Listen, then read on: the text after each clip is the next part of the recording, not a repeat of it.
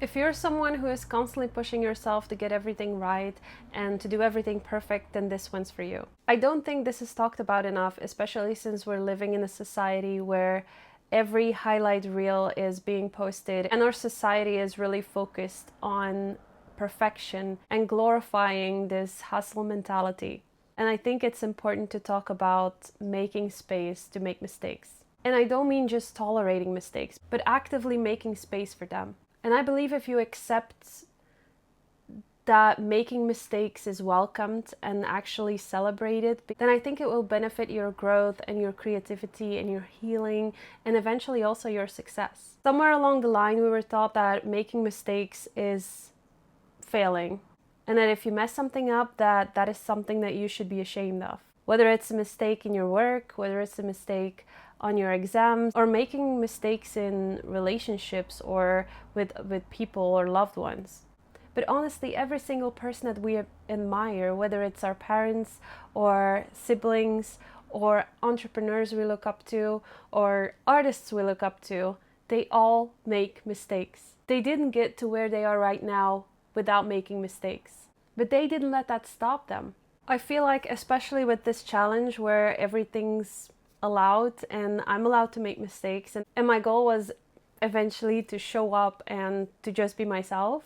I also feel like, especially with this challenge where everything's allowed and I'm allowed to make mistakes, I feel like I'm also procrastinating a lot less. I'm not really overthinking and I don't really get the chance to play small because I am dedicated to put a video out every single day and to make a drawing every single day and to show up as the highest version that I possibly can show up as every single day. I'm taking on this challenge because it excites me to see what is on at the end of this challenge, but I don't know what's going to happen next. And like, there are a few drawings that I'm not really happy with, but that didn't stop me from posting them. I made the videos, I showed up, I did the drawing, I talked, and I was honest and authentic and exactly how I wanted to show up as. But mistakes were made.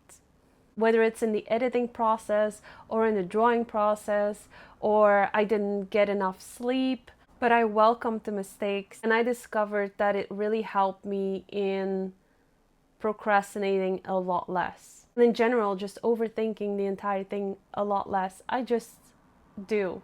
And I think if you do that, eventually you will get to that place where you're supposed to be.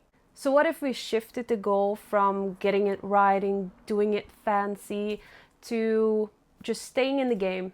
And creating space to make mistakes probably will feel as if you're about to go and half-ass everything or become like this passive being. But actually what you're doing is consciously making this choice to creating space in your life to grow. And this may look like giving yourself grace when you try something out and it just doesn't land.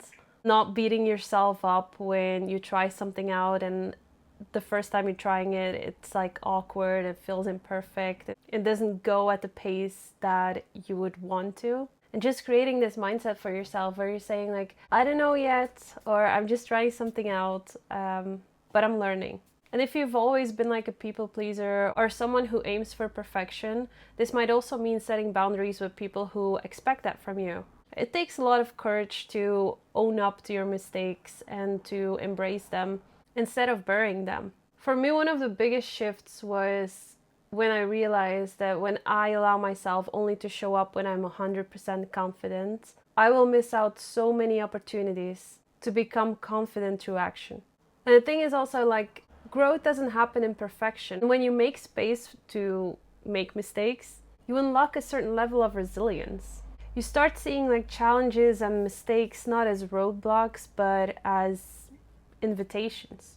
I believe that you also will get better at adapting, at staying curious, at asking questions, and staying open. You will keep so many opportunities open for yourself.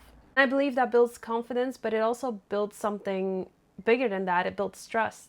Kind of like trusting in yourself that whatever you do, it will be fine. Even if it feels uncomfortable or if it's unexpected, you'll learn to adapt and to create magic out of these unexpected things. I think there's beauty into not waiting until your path becomes like this perfect road or like a mistake-free path.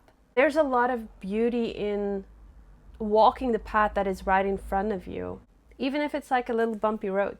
And eventually, I think that the life that you will create for yourself will become this beautiful creative lab, and you will be open to experiment and to play and to grow. You deserve to grow freely and not fearfully. If things get challenging, I want you to embrace those things and to use them as opportunities to grow forward and to make a clearer path for yourself.